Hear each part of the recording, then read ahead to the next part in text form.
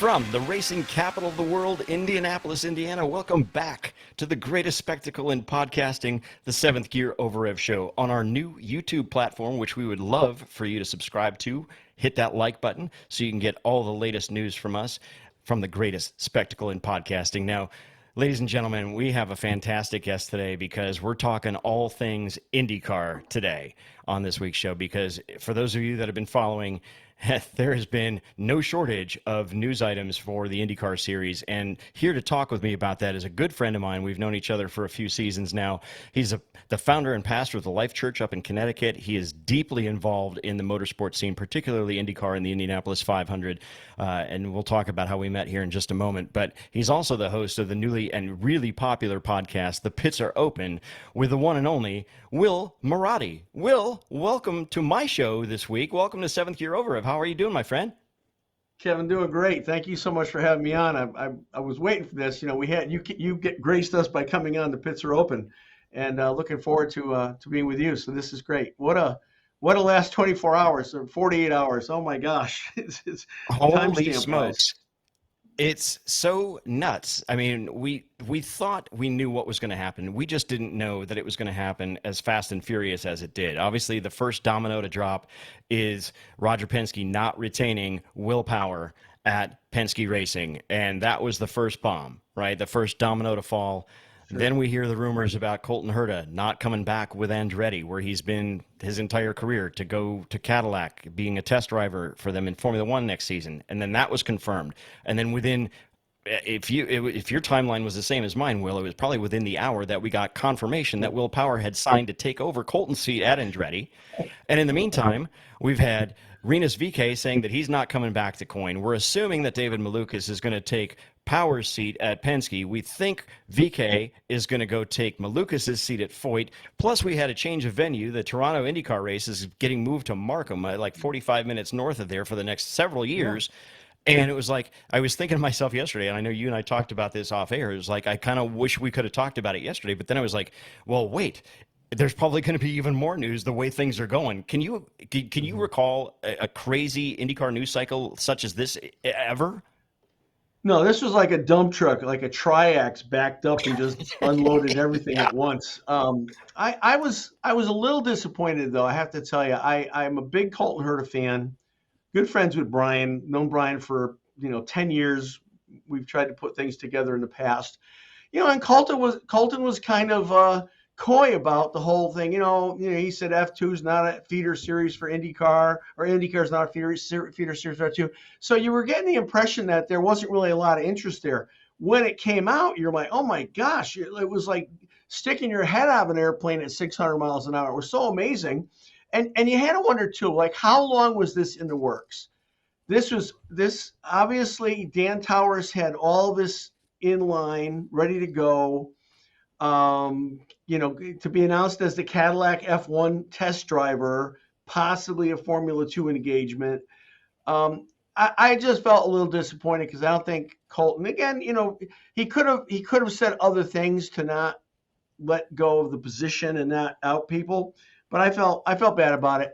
And then what a great place for Will Power to land. I mean, that was a fabulous story. So, well, it's a great, I mean, realistically, because obviously there was not going to be a seat available for him at Ganassi, so he's really still with one of the big three. If you're not including McLaren in that, which I think we're kind of on the verge of doing. But I have a couple questions for you about those two drivers. Number one, did you ever hear, even in the rumor mill, as connected as you are, exactly why Penske chose to let Power go? The only thing I heard, and I can't confirm this, but this is what I heard. I heard that the original play was they were talking about a 1-year extension of Will's contract and potentially leaving Malukas at Foyt for another year to age. I think everybody expected, if that was the play, Will would not accept it. Will wanted longer than a 1-year commitment. So, they maybe tossed it out there, say, well, we want to keep you, Will, but, and now it gave them the ability to say, well, Will decided to leave. That was the only thing I heard about it. The Colton Herta thing literally shocked me. I was stunned when I heard it. I said, it makes sense. It makes sense because they always wanted, even when it was Andretti trying to make their Formula One play, they always wanted an American driver. Then, Michael had to step aside. Dan Towers ended up with Group 1001 taking over everything, well, in partnership. Um, so I guess it makes sense. And Colton's a great. I mean, I'm happy for Colton. I just wish it had come out a little differently. Yeah, yeah, I can see that. And I think, my other thought on the whole willpower getting released thing is I feel like primarily this was kind of a move they made with Elio, right? It was like he was Yeah, kind of nearing the end of, his top, tip of the spear shelf life, if you want to call it that. So Roger Penske, it's kind of like in pro football, right? You always cut a player a year mhm, too soon rather than a year too late, kind of a deal. sure. So I think there may have been a little bit of that involved, but then obviously it's a prime spot for him to move in. Now the thing with Colton, with him moving to the Cadillac F1 test driver role, I almost feel like, yes, I know they want an American, and I know they want an American badly. That was kind of already that was in the baked in from the beginning, but it almost feels like Colton's making that move maybe a little too late to Formula One. Like he had a lot of momentum, a couple seasons ago when he was winning a bunch, and obviously, he's had some bad luck, like happens to everybody. Sure, But sure. I will say, one of my chief criticisms of Colton a couple seasons ago was that he tended to get a little bit, you know, out of not out of control, but overly emotional, which I feel like just particularly this last season and a half, he's really matured quite a bit. But I Yeah. still feel like maybe it's a year or two too late. But this is the only way he can get the super license points to move up into either Checo's or Bottas's seat in 27, right? I I watched on another program. I almost fell off my chair when I heard it. The host said, "Oh, I understand you'll be driving John Deere tractors next year at the tractor invitational series for the Super Points." I mean, the whole Super Point thing, I think, is a total sham. If you can't get enough Super Points in IndyCar, when think about it, Indy 500 used to be on the F1 schedule. It counted That's as right. points on the F1 schedule. If IndyCar can't supply a driver with enough super points, then they shouldn't be in IndyCar, in my opinion. So the whole super point things are just crazy. But I mean, would you have felt differently if the news came out that Alex Palou was going to be going to F1? I Well, mean, that and would with the now year that Alex had, of course, it would make progressional sense, right? I would have been disappointed to lose him from IndyCar, as I am with Colton, but it would have made more sense, I think, for Alex to be that person than Colton to be that person. Well, and that begs another question that I was thinking about too. It's like, okay, granted, Colton's been in the Andretti organization and now Taurus and that whole deal, but my God, and I know they've said, Palou has won his fourth championship now. He's likes it at Ganassi. Obviously, they went through the whole lawsuit with McLaren trying to nick him away. But it's like, how much more does Palou need to achieve here? How does the timer start on him before he moves to Formula One? I know he's a little bit older, but I mean, my God, what else can he achieve other than a fifth championship or a second Indy 500? Well, one thing we know I for feel like sure, it's only a matter of time. Chip Ganassi knows how to hang on to drivers. And Yes, so he does. I don't think Alex is going to leave before Chip Ganassi's ready for him to leave. So I don't know. Yeah, I don't know if there's a timer necessarily, but again, I think Alex was the most likely candidate if he wanted to. Apparently didn't, with the incredible historic year that he had this past year. And then I don't know, is there anybody else on the horizon? After you look at Colton Herta and Alex Blow, is there anybody in the IndyCar series that you think would be that next most likely person? well, I think as you phrase it that way, Will, I think there's kind of tiers of young Mhm. drivers that could move up, right? Um, it's not going to it's too late for Newgarden, and he's too well entrenched in Penske and has a really great gig there. Now, when I talk the next tier down, I mean there is some talk in the last couple seasons about possibly Kirkwood making that move. I don't know that I see that happening. Hmm. And then there's David Malukas, right? He's been sort of star-crossed. He got that start with the small team, and then, McLaren hired him. He broke his wrist in a mountain biking deal. He got shit canned from that one, and then he wound up finding his way back in, and now he spent this last season with Foyt and did incredibly well. But let's not forget that Foyt had the benefit of the technical alliance with Penske, Yeah. because he had some great runs on the ovals like Nashville, Milwaukee, Sure. particularly at the end of the year. And Ferrucci had a great first half of the season. My favorite moment was, him running out of fuel at Road America and then getting a beer and chugging it there in the middle of turn one. Oh, that was But classic. Oh my God. that was the best. I'm like, this is because that was my home track Yeah. growing up, where I got my first race win, and I'm a big fan of Ferrucci. But that was just one of those moments. So Mm, back to the point is like, who would be next? I I don't know, because I don't really see Kirkwood being that guy, and I don't really see Malukas, at least mm, not yet. no, So, no. speaking of David Malukas, it's probably the worst kept secret in all of motorsports, let alone IndyCar, that he is the de facto replacement for Will Power in that 12 car at Penske. Your thoughts on that? Well, it's not even a kept secret. I mean, it was out months ago that even though he was driving for Foyt, he was under contract already to Penske. In that regard, you could say that this Power Malukas thing, that cake was already baked months ago. Why would Foyt have a technical alliance with Penske? Makes sense, sure, but have a driver of theirs contracted to Penske. So that was a foregone conclusion. So I don't even know if they tried to keep that a secret because that came out almost at the begin early in the season. At the same time, is David ready? We don't. Did we get a medical bulletin, a release on I have Malukas not after? heard. I saw the press release saying that he's fine and he's in good spirits. They were just transporting him to the hospital for precautionary stuff, but I never heard or read anywhere anything beyond that. Hmm. So, conspiracy theory on my one shoulder is telling me, either he's hurt more seriously and they're waiting to delay the announcement of him formally stepping into that 12 car at Penske, or there's something wrong. Like you and I talked, before we came on air, is this maybe a little Simon Pagenaud esque? When he had that big crash at Mid Ohio a few seasons back, where it's like maybe he's a little bit more hurt and they want to make sure that he's able to do this. And the other part of that is we're talking about this. Okay, if Malukas was already under contract with Penske, and that's part of why there was that technical alliance with Foyt, what I mean, is this kind of part of the negotiation? Is keeping the technical alliance? If Malukas does go, then who takes his place at Foyt? Is that going to be VK, or does VK Well, make a big jump and he goes to Penske? again, but who's VK going to replace at this point? You know, let's assume Malukas goes to Penske. Uh, you're not going to get rid of Newgarden. You're not going to get rid of Scotty McLaughlin.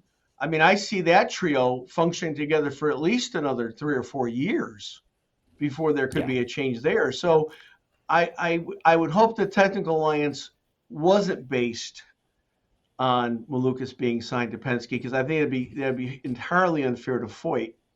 So I'm hoping that they continue that way because clearly Foyt stepped up a whole nother level this year once that technical alliance was complete. So I would feel really bad for Larry and for Santino. I'm a huge Santino fan. So I don't know, but I don't think there's going to be a spot at Penske in the next few seasons if Malukas in fact Yeah. goes there. But how I, crazy? yeah. Remember when Robbie Wickens crashed at Pocono? I And sure do. horrifying, horrifying. But do you remember there was a really super slow drip of information as to Wiccan's condition and how it was progressing or not progressing? Now, part of that was because the nature of the spinal injury, I'm sure they didn't know. But I recall it seemed like a really long, fairly drawn out process before we heard that Robbie was in fact a paraplegic because of the accident, and maybe that's respecting the family. And I don't want to be critical about that. But the thing with Malukas, is it possible he's going to go for two, loses the spot because of a broken arm to McLaren, and now loses the spot to a damaged back vertebrae to Penske? I mean, I suppose it's possible. It would be tragic, but I suppose it's possible. Because it seems to me that there's got to be something going on why they have not taken advantage of making that announcement now that power has officially been released and officially signed at Andretti, why not make that Yeah. official? It's like, okay, what are we waiting for? There's got to be some reason why, heck, for all I know, with the way the news has been this last week, it's probably dropped right now as we're talking about it. But then, Well, okay, again, so let's, the whole thing is so clandestine in my mind. I think again, I think the willpower thing and the David Malukas, I think that cake was baked months ago. It might have been a formality of how we're going to release Will to let him save face. Do we offer him a year because we know he's going to say no? I mean, I think that was a done deal. And who knows? I probably was. mean, he went to Andretti pretty quickly, and Dan Towers had to know that Colton was going to go to Europe. So Yeah, who you knows think? what the phone calls were? Who knows what the text messages were? Will Exactly. might have been under, a lot of drivers, as you know, are sometimes under contract. They can't even talk to another team until X date, whatever it is, right? So maybe it was that Right. kind of a Or, situation. yeah. It just seemed like it happened very quickly, except it's not happening that quickly with Malukas. To your point, is there something else that we haven't heard yet? Right. So I think that's the next, the next scenario or situation to keep our eyes on is what's, Mm. when he's going to move, if he's going to move, which I think, as you and I both agree, is a foregone conclusion. So that brings the next driver movement in the driver market, which is Dale Coyne's now former driver Rinus VeeKay, who had some great runs this year, kind of, Did? punched above his weight for sure, even though he signed with the team, 2 weeks before the first event of the season. Yeah. And Yeah. on a side note, I don't know what's going on with Rinus VeeKay and the mustache. I don't know if he's like jealous Yeah. of Louis He's Foster not a and Louis having a Foster. pedal there. I So get rid of that thing. I know. I could do without it on both of those guys. But now Renus, I have been high on Renus for a while. From the time Yeah. he started with Ed Carpenter, and then it just seemed like he was the rising star, and then the dude sort of fell off the lily a little bit, and then Ed Yeah. obviously didn't retain him. He lands at Coin, kind of like I said, punches above their weight, and now he has told the team that he's not coming back. So he obviously, because last year he was scrounging for a seat. That was the last chair left when the music stopped, right? Now he's actually gone to the team and said, "No, I'm not coming back." So he must know that he's moving Yeah. on. And it would Sure. seem to me, if you follow the trail of breadcrumbs, that the likely choice is that he's going to take Malukas' seat alongside Ferrucci at Foyt. You think? That's what I've heard. That's the only thing I've heard. I haven't heard of any other, haven't heard any other possible landing spot for him. However, I did hear 2 days ago there's a question of whether or not Stingray Robb is going to stay at Uncos. That could be a good fit for VK if the Foyt thing isn't real. But I've heard so much about Foyt, and VK. I've got to believe at this point that's the direction he's headed or already has headed. Well, and I got to believe too, with the progress that Foyt's made this year, that they're a step or two ahead of Yonkos right now.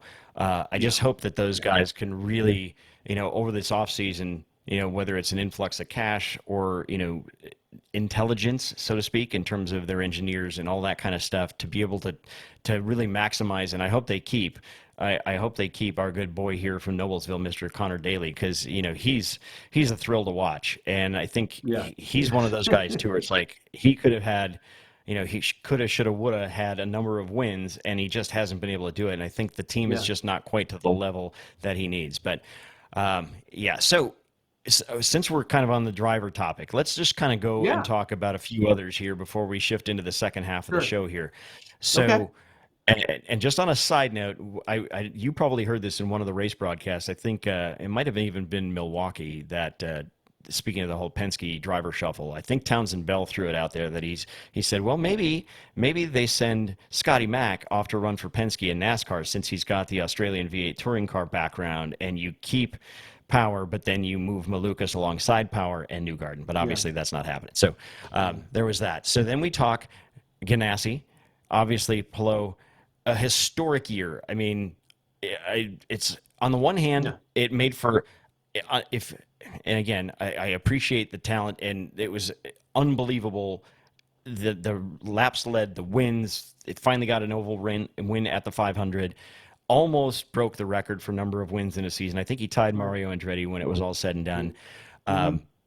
Just phenomenal. So, needless to say, Chip is not letting him go anytime soon. Similarly with Scott Dixon, that guy I probably taught Pelot a lot, especially when Pelot made the mistake at Mid Ohio that Dixon was able to take advantage of. But then you've got our boy from the Cayman Islands, Kiffin Simpson, that on the podium in Toronto ran, I think, podiumed at Nashville in the finale. And I thought at the beginning of last year, I'm like, like the old game show, you are the weakest link. And that dude, besides Right. having a tree trunk for a neck, has really come along under that whole team, right? So I have to say, I've kind of changed my tune on Kiffin Simpson a little bit. I have entirely because and I'll say I've got this on good, not firsthand, but good knowledge that his family dumped a boatload of money into Ganassi. Well, I'd imagine if you live in the And Cayman Islands, you've got to have some money to do that. well, I don't want to make an inference there, but I mean, That's what we do here. We infer. like tens of millions of dollars. So Sure. I thought, oh gosh, here he is, another kid with daddy's money. And I have to say, I have to repent of that because what I saw uh, him do this year leads me to believe he is a good driver and he's got a good career ahead of him. And I think he's going to really cement his place, not as just a wealthy driver, but as a talented driver who will accomplish great things. So I want to repent publicly for my prior doubt of Kevin Simpson. But, Fair um, enough. Well, you got it's to say, nice I to be Chip mean, Ganassi. right. It's nice Yeah, to be it's good Chip to be a Ganassi king. where you have these options of things to do and you have these people that you can count on. And, look at Paul. The last time the Indy 500 winner won a championship was Daryl Franchitti, I think 2010. So, I mean, Pelot did have a season for the ages. Well, he's only behind now, Al Senior and AJ for wins in a Yeah, season. I right. mean, that's pretty good company. That's the Mount Rushmore, Al Senior, AJ, Mario, and Alex Pelot. That's the Mount Rushmore of IndyCar now. I mean, it's phenomenal, and he's done it in such a short amount of time. It's crazy what Yeah. Alex has accomplished. And he's just relentless, and he's polished his racecraft even further. And as you said, it's good to be Chip Ganassi these days. It's kind of like, and I know you remember this, Will, the old Mel Brooks movie where he's like, "It's good to be the king," because right now Ganassi and that whole organization are the kings. And we talked about it earlier in the season, especially during my month of May specials. It's like, how Yeah. can one driver with a depth of talent in the IndyCar series, unlike we've ever seen before, be far and True. away that much better. And the resounding answer I got, whether it was Al Unser Jr. or even Tino Belli from the IndyCar series, it's like Yeah. that whole team was just not making any mistakes. It's just they had everything covered. Every other team would make a slight hiccup here or there. Obviously Penske's mistakes this season are well documented. We don't need to relitigate that. But whether it's a long pit stop here or some error elsewhere or running out of fuel or tire management or bad strategy, whatever it is, they didn't make any of those mistakes. The only mistake on the season was that one that Pelot had at Mid Ohio that allowed Dixon to take the Yeah. win. Yeah. I mean, I would So say that the level of error with Penske this year was more driver than it was crew, and that wasn't much. You got guys like Mike Hull, Barry Wanzer. I mean, these guys they're geniuses. They're absolute geniuses. And how Chips attracted these people, I guess part of it's money, but um, I'm a big Chip Ganassi fan. I really am. And I think Chip, when you look back at over the years, Chip's one of the few owners that doesn't have a lot of side businesses. He doesn't have 100,000 trucks to rent. He doesn't have 90 Ford car dealerships. He doesn't have a chain of restaurants. He doesn't have a steel or being a part factory. owner of the right He's a or race partially own the car Dodgers. business. Right. That's his business, his race cars. And so I really, when I grow up, I want to be Chip Ganassi. I think that's what I would say. Yeah, I think that's a good goal. So then you look at, okay, so we're kind of covering, the top guys. Obviously Andretti, I think that's going to be a solid Yeah, program yeah, next year, depending on what yeah. they do with Marcus Ericsson, right? If he's sort of like at this point, Poor given the season Marcus he's had, Ericsson. he's sort of like Oh, the weak link, right? Because now you've got Kirkwood, you've got Power in, and you've got Erickson. So at this point, it sounds like he's safe for another year, but you never know Yeah. now with the way things are at. But I kept thinking most of the season, even more so as the season went on. You look at the sort of what could be the fourth team of the big four, if you want to call it that, and that's McLaren. Yeah. It Now, has to be. I think, right, moving Tony Kanaan into that role was great, and I think the Super. driver pairing of Lundqvist and Pato is phenomenal. I think those guys push each other. My question is with young Nolan Siegel, though. Did they pluck him a little early? Did he just need to endure a tough rookie season in that Yeah. team, and he'll be better for it next season? Or did he just not? Is he literally the weak link in that whole program? Yeah, I think I agree with you. I think they pulled him a little too quick, and I think this is his year. He either has to start producing this year, or I'm sure Zach will want to move to somebody else. And there's Right. there's always been a question with Nolan. Nolan's family is fairly well healed, and there was always a question of was that a money play or was that a young talented driver play? At this point, it doesn't matter. It is what it is. But I think Nolan had a rough year. Had a rough year, Big and time. if he doesn't start fixing some of those rookie mistakes and rookie problems, I think he's going to be looking for a new place to drive in Yeah, I mean, 27. I could easily see, they may give him, next season, but I have a feeling if he's still with McLaren next season, it's going to be on a very short leash and could potentially I even be agree. released before the end of the season. I, I, So, I think yeah, so. Yeah, because otherwise, I think McLaren is in a pretty good spot, despite the fact that Zach has said that the F1 program is their priority. But they're closing the gap between them sure. and the Ganassis, the Andrettis, and the Penske's for sure. Hopefully, Pato and Lundgaard continue their upward trajectory here as the seasons go on, particularly obviously next year. But then you got a great finish of the season from the guys at Ed Carpenter, right? Rasmussen Well, and Rossi. I swear to God, I, as they said on TV, and I said it myself because I mean I know and I work with Townsend on some other stuff, but it's like that dude is a crash waiting to happen every lap of the race, and that dude's got cojones the size of my house to pull off some of the stuff that he's done and it was still keep amazing. it off the fence, right? I was shocked when it bit him at the beginning of the Nashville race last weekend.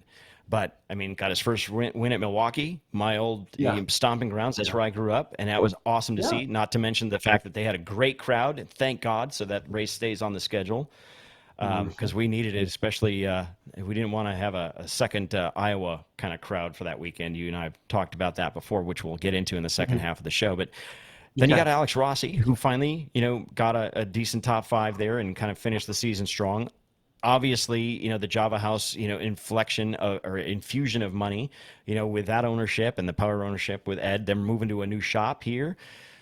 Is Yeah, What do you think of that pairing for next year? I kind of feel like Rossi's sort of cast his die, so to speak, where he's I not agree. necessarily going to be a threat for the win like he once was when he was earlier in his career at Andretti. I think one of the worst things, and I feel bad for him because I like him genuinely, Alexander Same. Rossi. One of the worst things that happened to him was winning the Indy 500 in 2016. It was a great win, not taking it away, but you have to consider the fact that Brian Herta engineered that entirely. He Correct. coasted across the finish line 98 miles an hour, was out of fuel. That was the genius of Brian Herta that brought that home. I know that Hmm. because that was our first run. We had Oriol Servia. We were on that same kind of fuel strategy, and with 6 or 7 laps left, we were in fourth place. But we were figuring we're going to run out of fuel at 198. I wanted to leave him out there. What do I know? I'm a pastor. We really messed up the pit stop just because of Oriol's radio went out and we didn't know what to do. We didn't know what he wanted. And then you see and here's Alexander Rossi putting along. I think that puts so much pressure on him as a young driver. I feel badly for him. I wish he had won it in his second or third year instead of his rookie showing. But I think you're right. I kind of feel like the die is cast at this point with Rossi.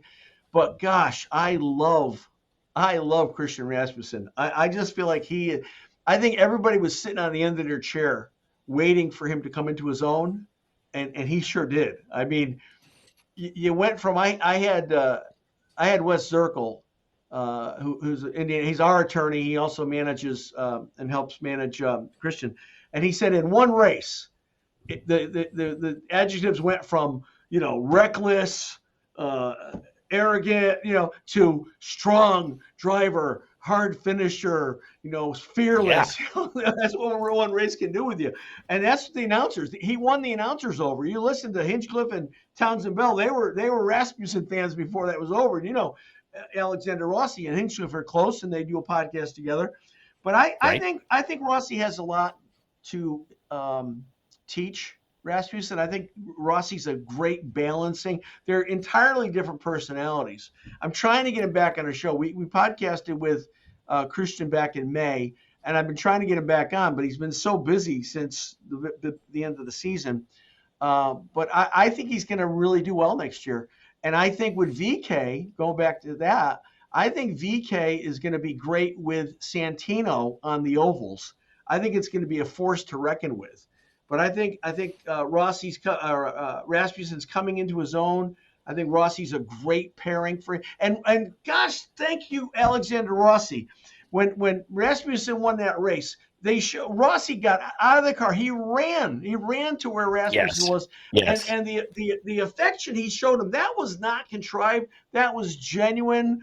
I mean, it's like a father embracing their son. I mean, I don't know if he felt that way, but I was so pleased with Alexander Rossi for the team spirit and the affection that he showed Christian Rasmussen, being the first person that grabbed him out of the car. That was so heartwarming to see. Absolutely. And I got to say, I always wanted to see Ed's team kind of take that next step instead of being sort of that middling midfield team. And I think obviously the infusion of the capital with the Java House Coffee Company being part owner now was a big step in that direction. But now is the way they finished the season with that win from Rasmussen at Milwaukee and the top 5 there at the end for Rossi at Nashville. It's kind of like they put their stamp on it saying, hey, now we've taken that next step. We're coming.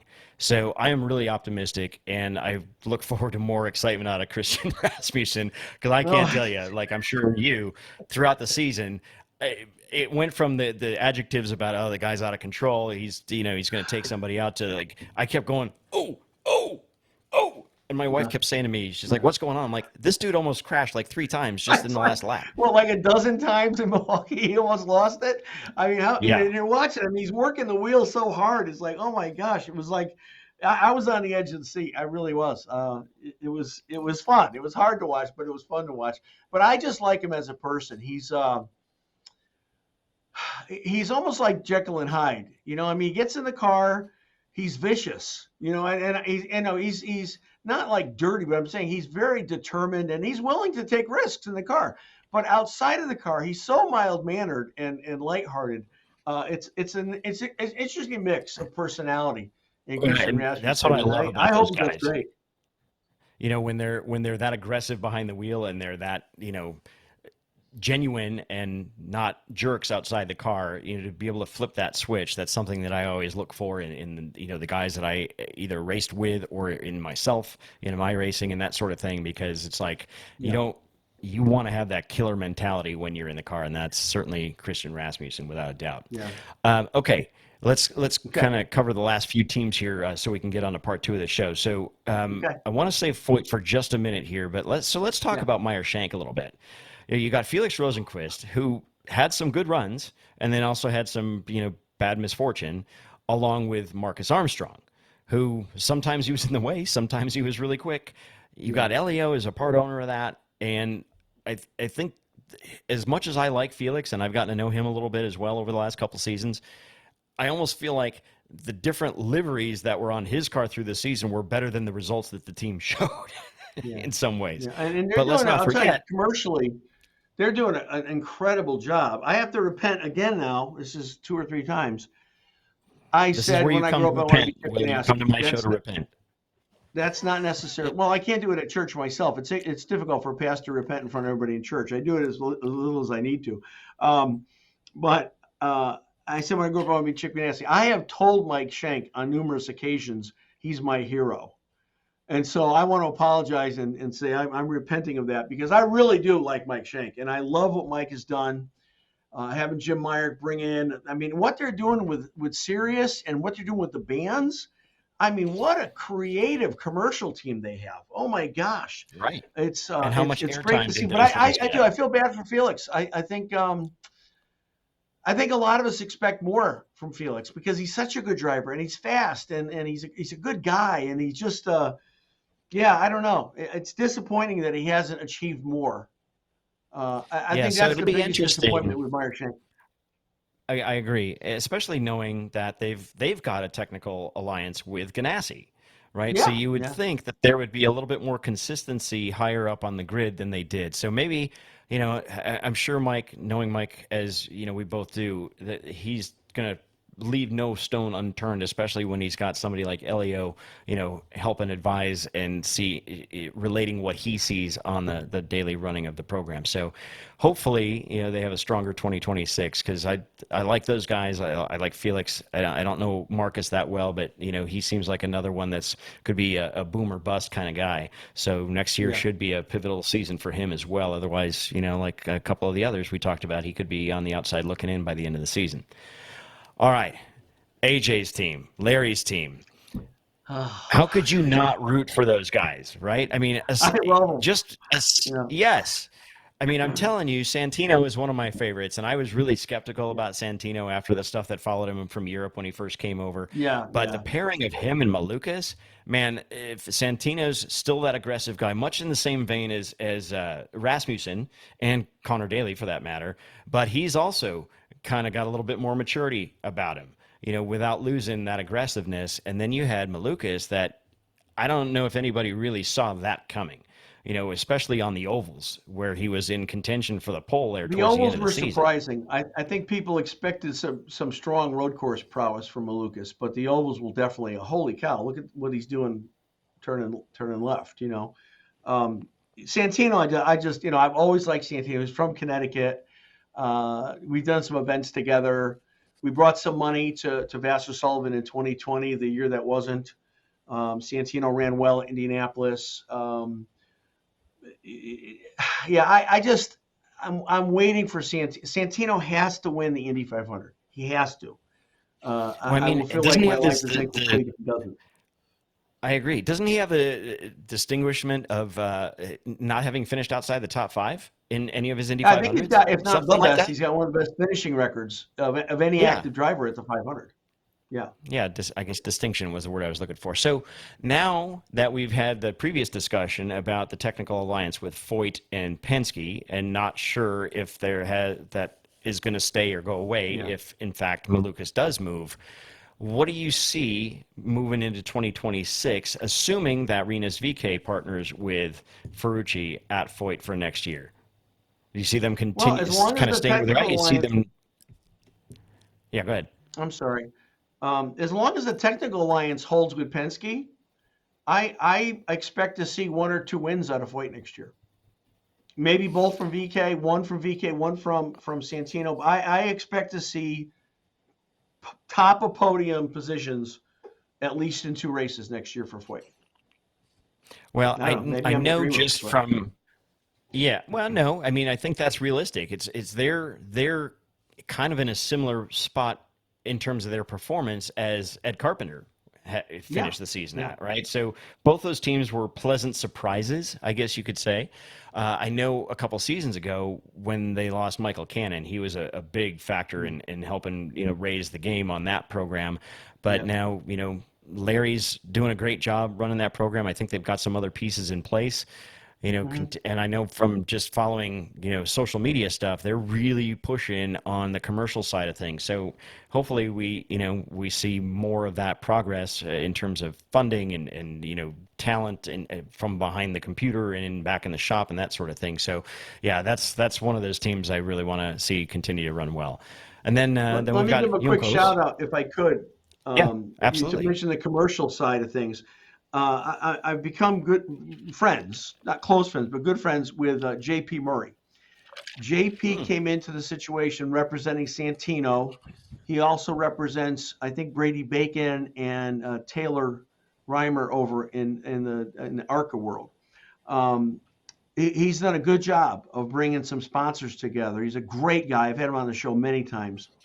And now he's vice president at Foyt. So I got to say, yes, the Technical Alliance has helped Foyt tremendously, but I think the alliance with JP Murray has helped Foyt a lot, and I want to give him credit because and I'm glad because Larry's a great guy. We all love AJ. I mean, who doesn't love AJ Foyt, right? Who doesn't love So if you don't love AJ, they're you're just they're wrong. coming into a new level, a new season, and yes, it's all the other things, but JP Murray has really energized their commercial department.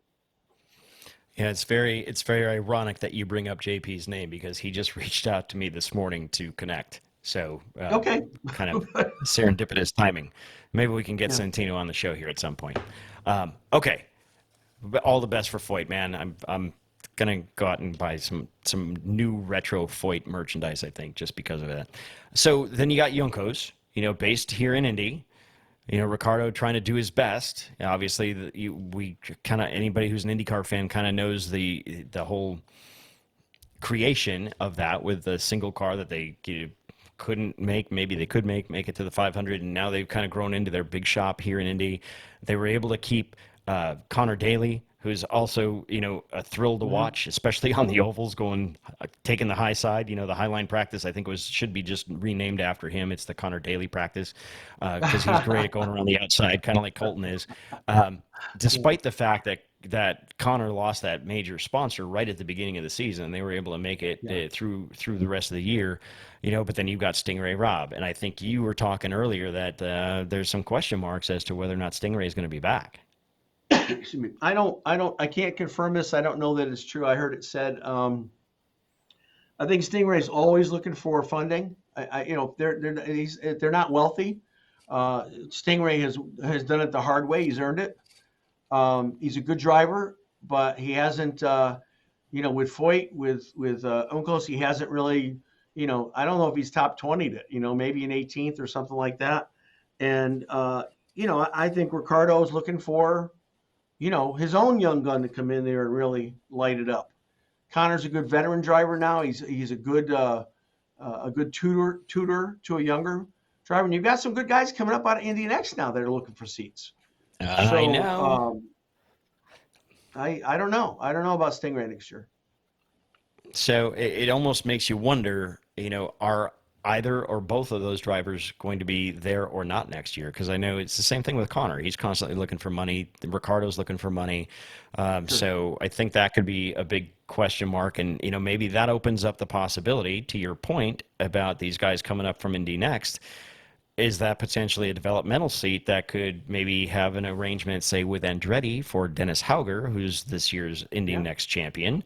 They've got to find a spot for him because it doesn't look like Andretti's going to expand a fourth car, at least Right. not yet, unless Hauger comes up Right. with more money than the championship bonus is. So I think that's going to be a big question mark. And then we can't forget about Rahal. You got Louis Foster. I think he secured Rookie of the Year, if I remember right. Yeah.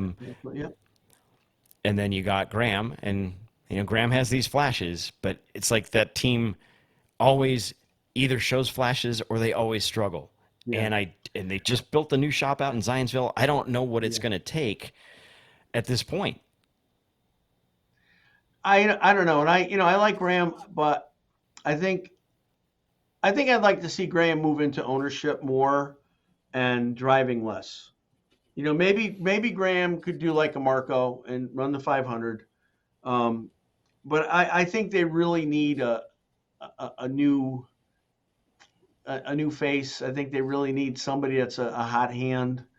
Um, Louis Foster. Maybe Louis becomes that person. I don't know. I can't say that he will. Can't say that he won't. Had a good year this year, but Right. I think and you can tell. So I feel bad for Graham because a lot of times you can tell the frustration coming through in his interviews That's right. of it gets to him. It would get to anybody, right?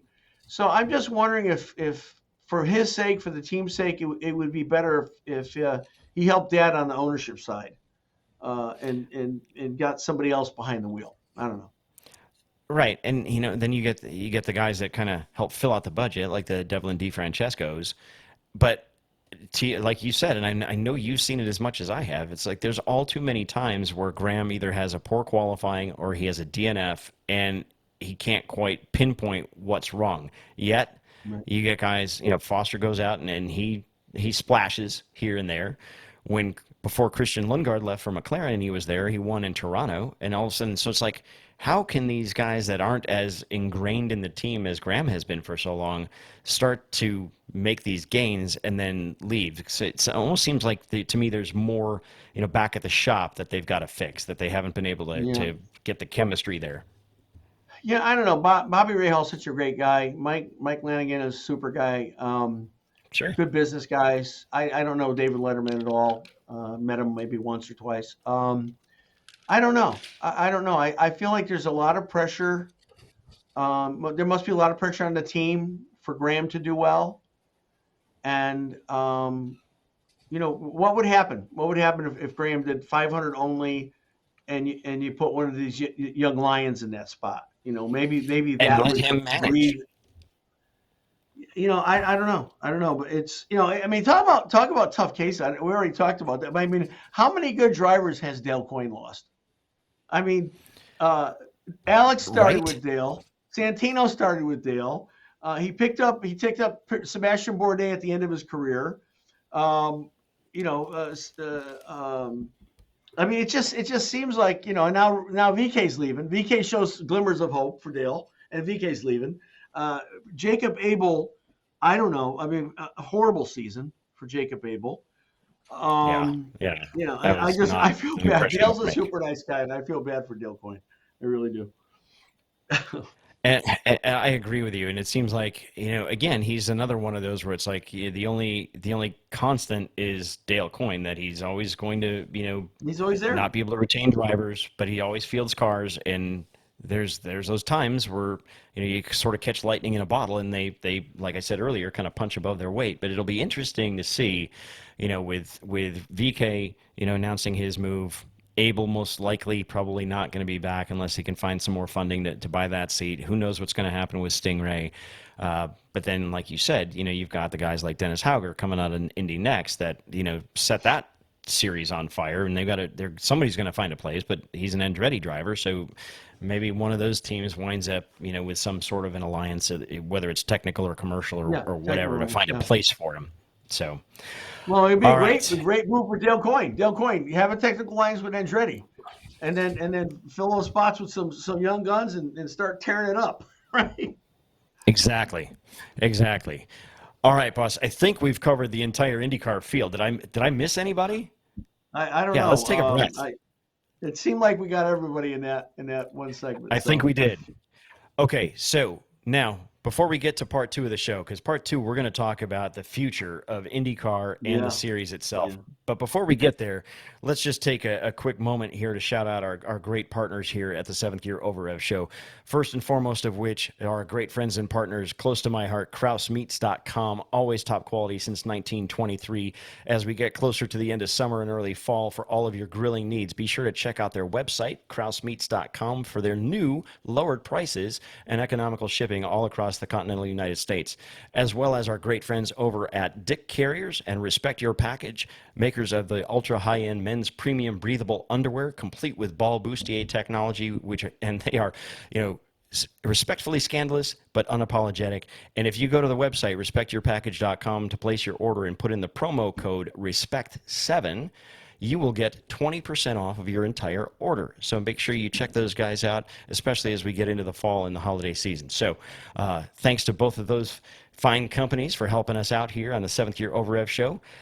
All right, now that we've done that, let's get back to talking about the future of the IndyCar series itself. And I know, Will, you've got some very, very strong opinions and thoughts on that. So let it all out, my friend. Let it all out. We're here to repent and confess. Well, and let me say before I start sharing these thoughts, I've been an IndyCar fan almost my whole adult life, certainly, and since I was 10 years old. So I'm not a Johnny come lately person. I've been going to Indy since my first 582. I poured thousands of hours, $1,000 into it to participate in three 500s. I'd love to do it now. Quite frankly, I'm still making phone calls and pounding the keyboard, trying to put deals together that I could bring to somewhere to be able to participate. So I am not at all a detractor of IndyCar. I love IndyCar. I love it. When I go to the track, my heart rate increases. I cry when they do the national anthem and back home again in Indiana. I'm 100% been to the museum 100 times. Okay, but I worry about the Right there future with of you. the sport, and I worry about the future of the sport because what fans want and what they're getting. I don't think is the best. Fans long, especially at the hallowed Indianapolis Motor Speedway, fans long to hear those words over the PA system. It's a new track record. And, it's been decades since Ari Lyondike turned 237 at the Speedway. It's not that the cars can't do it. It's that we've been in this cost reduction mode or cost concern or cost overrun mode. And that kills innovation and it kills performance. And you've got this hybrid system, quite frankly, that I understand was really that train was being driven by Honda, who we Yes, don't that's even know if correct. we can count on at this point. And all Yes, it's that's done, true. I mean, okay, you can start the car by yourself. Woo! But all it's done is added weight, changed the dynamics of the car, slowed speeds down, and let's be honest, nobody likes it. There's not a driver or a No. team owner that likes the hybrid system. Well, how many So, times during the month of May, Will, did you hear drivers complain that the balance was different than what they were used to because they didn't have the hybrid system at the 500 the year yeah, before, and guys drastic. got caught out in a big way. There's some big crashes from that. We talk about cost cut, car count. Now I understand Zach Brown's an incredibly genius person. I understand that Zach is a great business person, and look what he's done with F1. But there's some voices, Zach being one, that wants to be very careful on keeping the car count down. And I don't know, but I think this IndyCar series, American, pure blood American open wheel series, thrived on competition. And I don't know that I certainly don't. And I don't think any fans want to see 10 teams and 20 cars. I think Heck no. bumping is one of the greatest things we ever offered in IndyCar. And to have maybe one car get bumped instead of 20 or 30 back in the day, I think has taken a lot of the excitement out of it. And that's why instead of seeing 100, 150,000 fans at the Speedway in qualifying weekend, you're lucky if you get 25 or 30,000. And the only times Yep. that's ever pumped up is when you offer some massive concert, which I'm not against the concert. I'm not against any of that promotion. But I just feel like we're heading down the wrong pathway. We should have more cars, not fewer cars.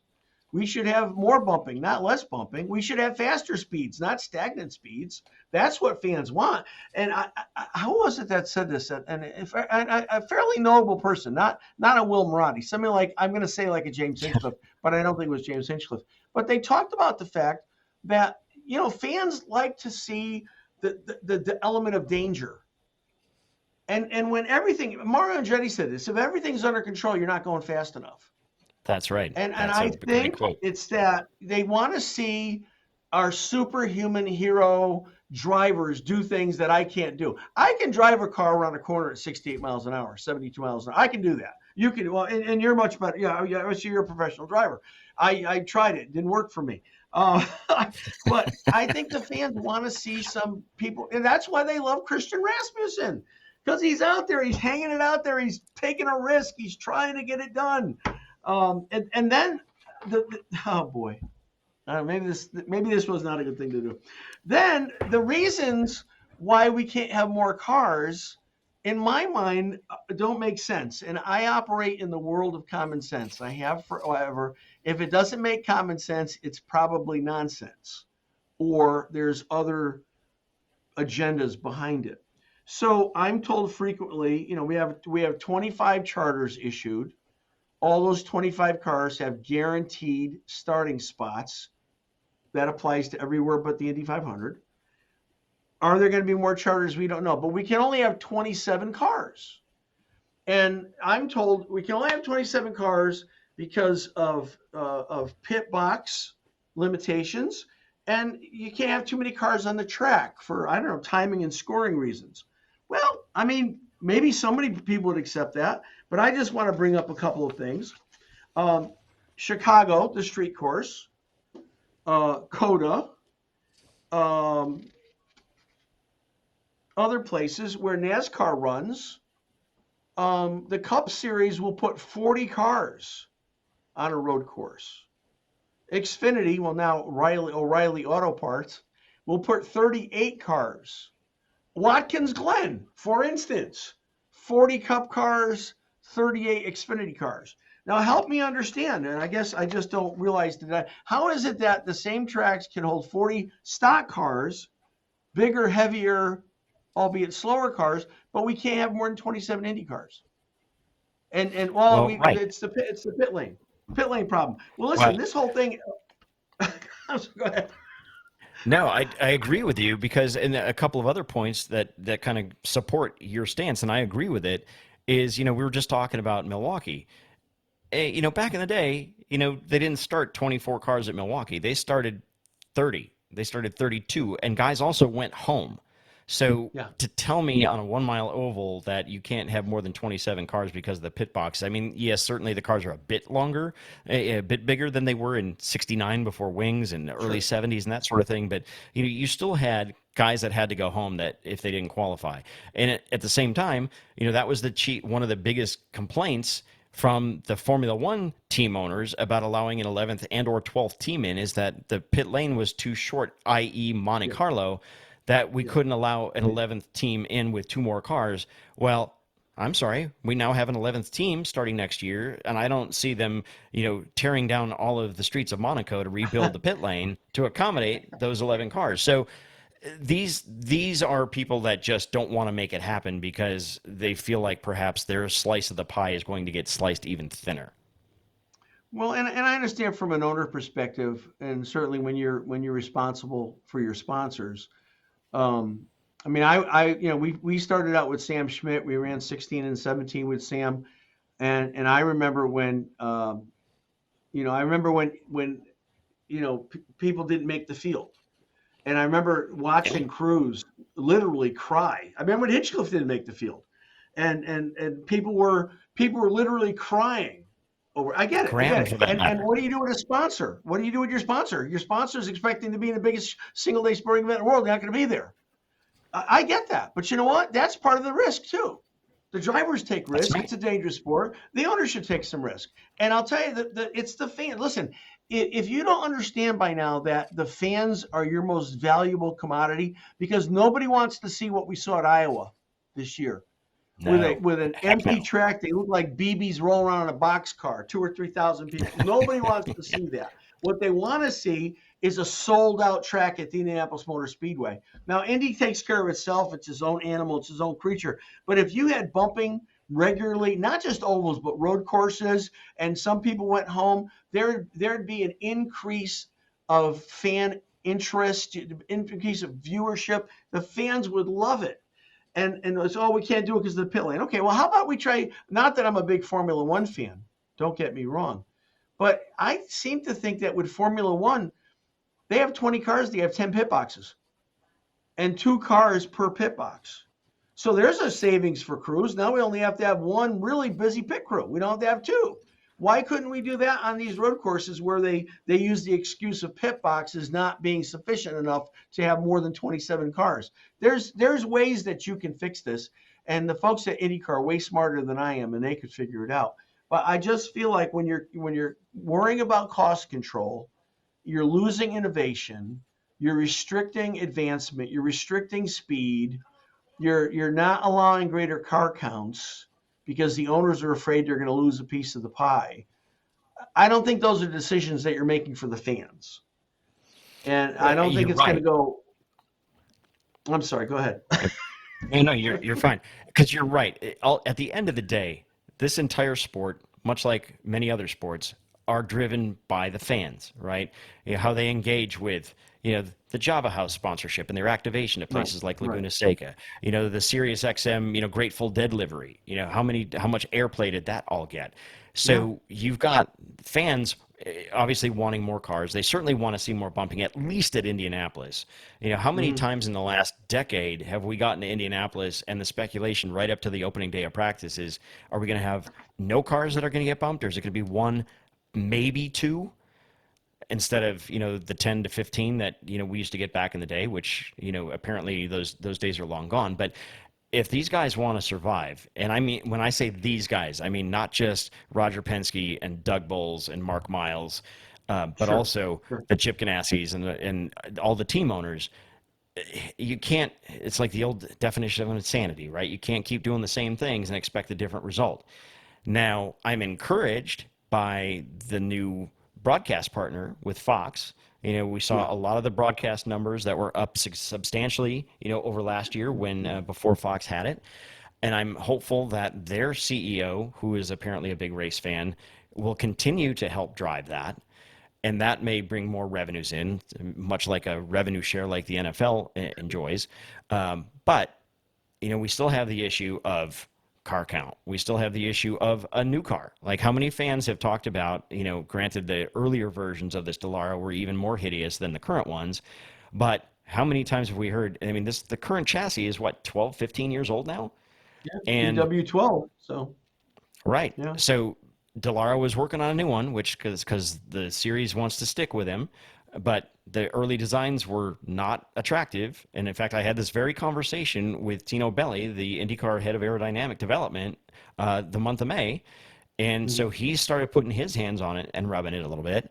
But now I have another source that supplies some of the the sub packages for that, like some suspension pieces, wheel nuts, and stuff like that.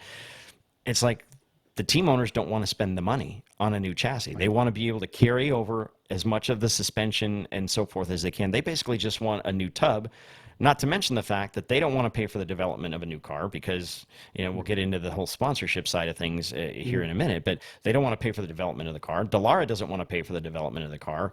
Certainly Roger Penske is not going to pay for the development of the car out of his own pocket unless Fox, now that they own a third of everything, wants to chip in on that. But it kind of leaves you almost between a rock and a hard place, But to our conversation earlier, the whole sponsorship deal.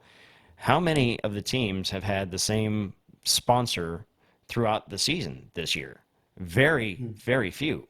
And you and I were talking, like, how many times did we see the Penske team change liveries? Like, probably half the season they had a different Yeah. livery on the car, and the lesser teams did too, because now they're having to piecemeal things together to make it work. Then you wonder why guys like Dale Coyne can't keep a driver and help improve his team from within, especially now that you've got whether it's NASCAR or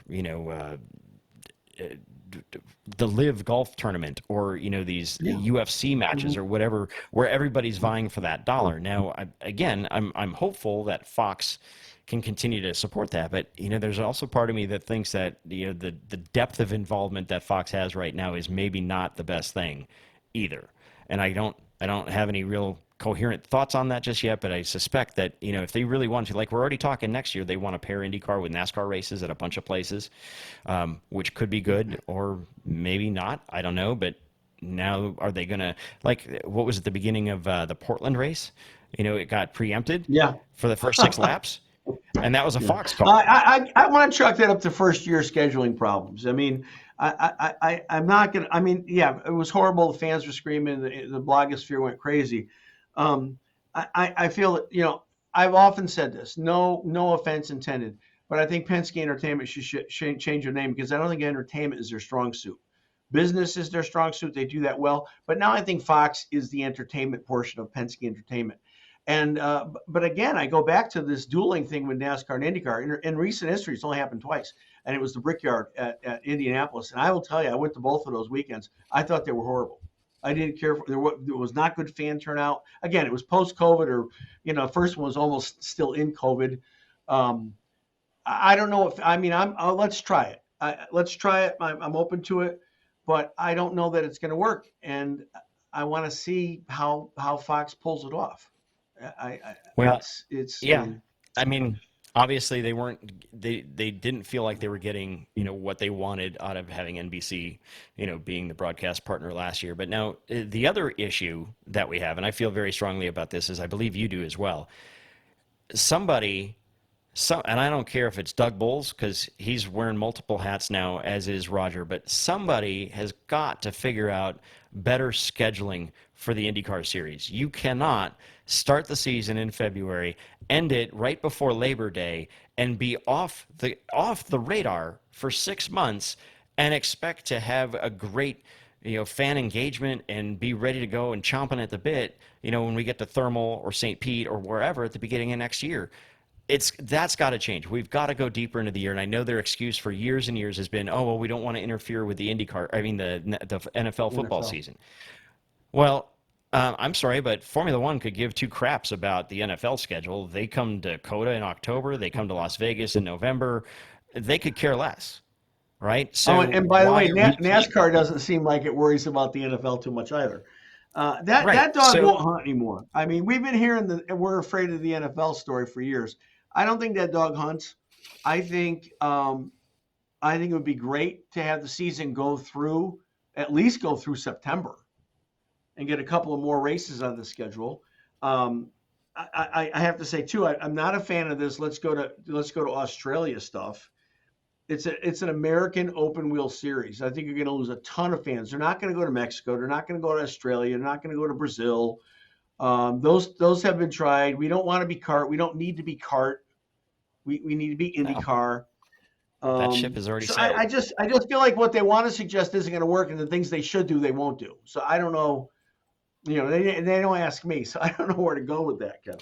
Well, right, and it's like I don't know that they really listen to the fans. It's almost like they're caught up in their own heads of their own Yeah. groupthink and doing things the way they have, and listening to the likes of Zach Browns and Chip Ganassi's and the guys, the power brokers within the series. But I mean, your point is well taken. About the possible Mexico City race. Well, the excuse for that was like, oh well, Pato's fan base, and all that kind of stuff. It's like, well, that's all well and good. Pato's fan base can come to Laguna Seca.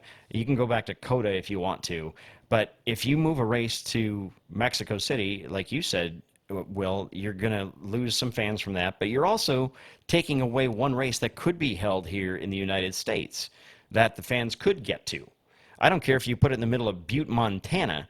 It'd be at least a race that people could get to more so than Sure. Mexico City. So you're taking away a race, even if you go, okay, well we'll go from 17 races to 18 or 18 to 19 or whatever the number you settle on is.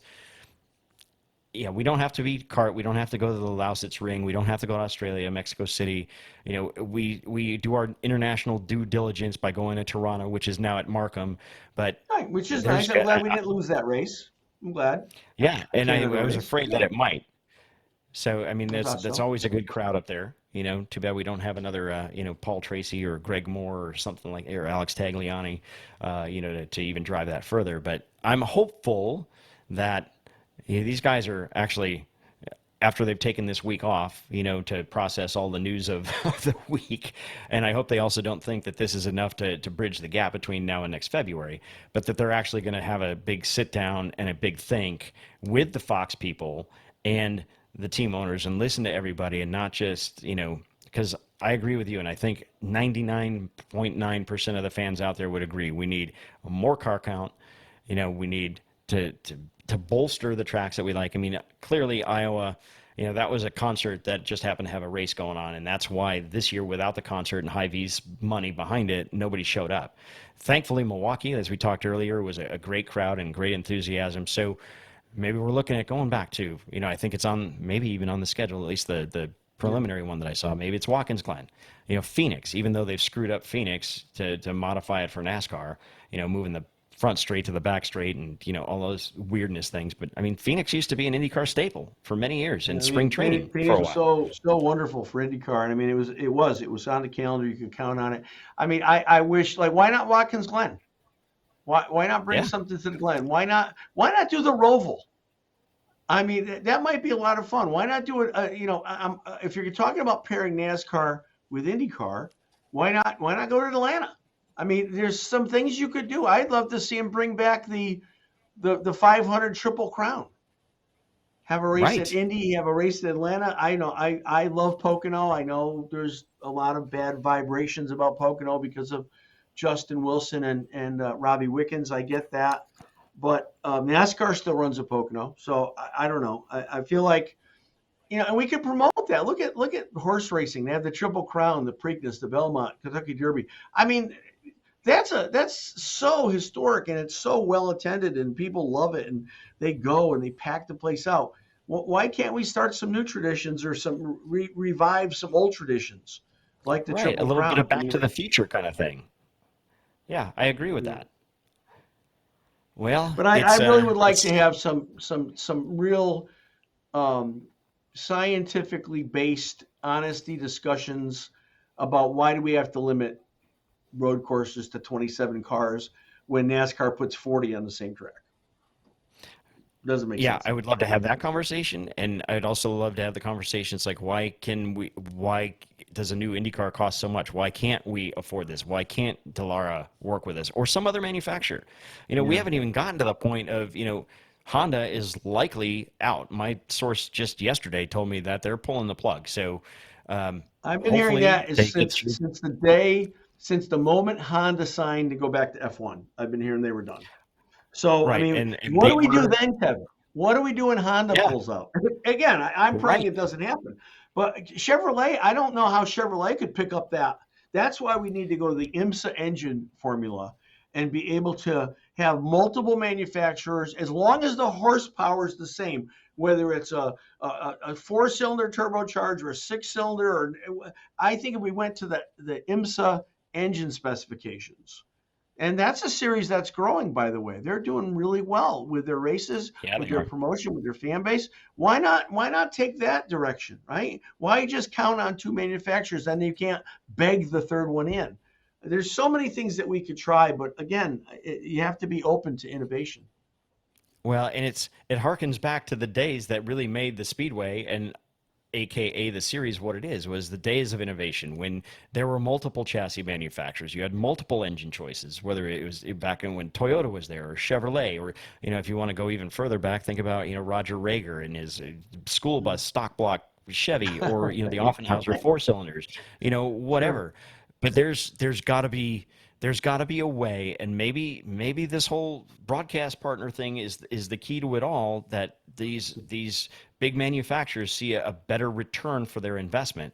And kind of back on the Honda point, yes, Honda's been rumored to be thinking about, at least, if not in fact pulling out, as we know. I mean, it's all motorsports is always cyclical, right? Honda stays for a while, then they leave, then they come back. Chevrolet does the same thing. Toyota did the same thing. But they also apparently, and I'm pretty sure you've heard this as well, they were pushing this after the whole attenuator gate thing with Penske at the Speedway in May, about a whole new technical inspection team that, Kevin Blanche wasn't in charge of, that Honda wanted that so that there was, a greater separation where, Roger didn't look like he was putting his finger on the scales there in any way, shape, or form. And apparently Honda made a big deal of that, saying if we're not saying that we're staying or not if you don't do this, but if you don't do this, you can pretty well guarantee that we're not coming back. So now No, you got Honda was that to driving worry that about train. too. Honda was driving the hybrid train. And let's be honest. I mean, I don't know everything about it, but I'm going to say on balance, over the years, over decades, the technical team did okay.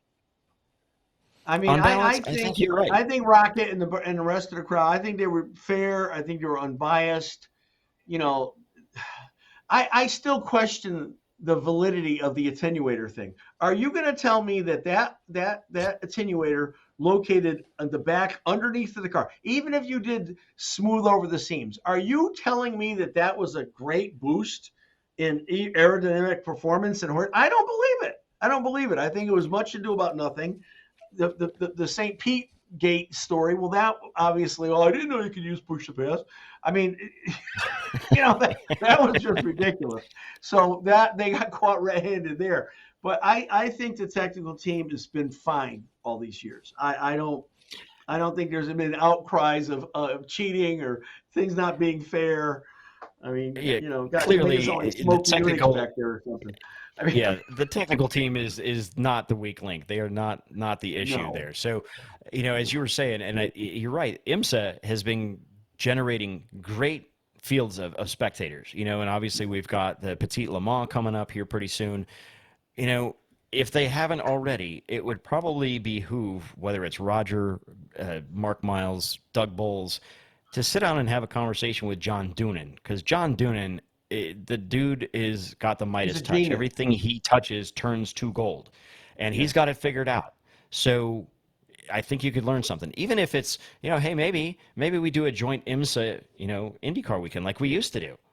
It's like, bring him back, bring that Do it in fan Long base in. Beach. I mean, Yeah. how many of our guys run, prototypes and stuff at the 24 Sure. Hours of Daytona A lot of and the crossover. Petite, and yeah, a lot of crossover. So why not Yeah. capitalize on that? So, guys, if you're listening, listen to Will and myself. We've got some valid ideas, so listen to us. And they're free. We're not charging consulting fees of Right, $500,000. right. Consider this one on the Yeah. house. It's a Gosh. freebie. All right, Will, I know I've Uh, kept you a long time, but anything else we want no, to talk about here on the it IndyCar flew section? by. Gosh, flew It by. sure did. Well, before we wave the checkered flag on this week's show, let's talk a little bit about your show, The Pits Are Open. Yeah. This thing has Yeah, we've become been doing it really for a few popular. months. We're getting some good. We've had a great lineup of guests. I mean, fabulous lineup of guests. Right now, we're doing it live. We broadcast live on Tuesdays at 4 p.m. Eastern Time on YouTube, Facebook, and Spotify. The YouTube and Spotify are Pits Are Open podcast. We use our Marotti Autosport Facebook channel for that. And then we also have social media. So I'd love for you to go to our Instagram, the Pits Are Open podcast Instagram account, like us on there, and on all the platforms, like, share. But if you would subscribe on our new YouTube channel, which is the Pits Are Open podcast, we would really appreciate it. We had some problems with the other channels, so we launched a new one. But yeah, it's a great show. We've got a combination of drivers on, great hosts like Kevin Kraus we have on. We always try to put a little bit of element in there for younger drivers and younger teams that are looking to secure their first sponsors. So we bring a lot of sponsorship people with knowledge of that. So I think it's a good variety show, and we're looking forward to it. We get some great Nathan Brown will be on our next show for Indy Star. We're trying to secure Lonnie Unser, who I think is a great an up and coming driver. We just had Nathan Bird on. We've had Christian Rasmussen. We've got some really good guests that have been on and looking to build a show. So thanks for that opportunity. Absolutely, and I got to say, I've been on. Will's been gracious enough to invite me on his show a couple times now, and he does a great job. You can't tell that he's a old time radio veteran here, so he slips in just like a glove. So he's a smooth It's just that I have a operator. radio face. That's the only problem. That's what my dad always used to say when he was in radio. He's like, yeah, I got a face for radio. But no, Will's show is quite good. There's usually a couple of guests each week's episode, so make sure you check that out wherever you can find it, as well as our own. And be sure, as Will said, make sure that you hit the like and subscribe button here on our YouTube channel as well as Will's, so you can get the latest from both of our shows. And in terms of our show, the latest in the greatest spectacle in podcasting, Seventh Gear Over Rev. Will, it was great having you on, my friend. I'm sorry we kept you a little bit long, but like you said, the time flew by, and it was great fun, and I really, really appreciate it. And let's see if we can collaborate here and throw some guests each other's way and help each other grow our respective channels. Great. Thanks so much. Bye, everybody. Thank you so much for the opportunity. Take care, Will. Appreciate you coming on this week. And again, Seventh Gear Over Rev fans, this is just the beginning. We've got a whole slew of actually interviews already in the can. We've got this episode dropping today, the week of all the big IndyCar news. We do have the one and only Lonnie Unser that Will Marotti alluded to. She will be on next week's show. And then we've also got part one of a big Jack Baldwin interview. We've got Derek Daly coming back on. We've got Jordan Missig from the Indy Next series coming on, and so many, many more. So again, if you like what we're doing, hit subscribe, like us, share us with your friends. You'll be able to catch this on our YouTube channel here likely this afternoon on September 4th. And along that line, shout out to my oldest daughter, Keely. Happy 28th birthday, sweetheart. And with that, we will see you next week for the latest and the greatest spectacle in podcasting. See ya.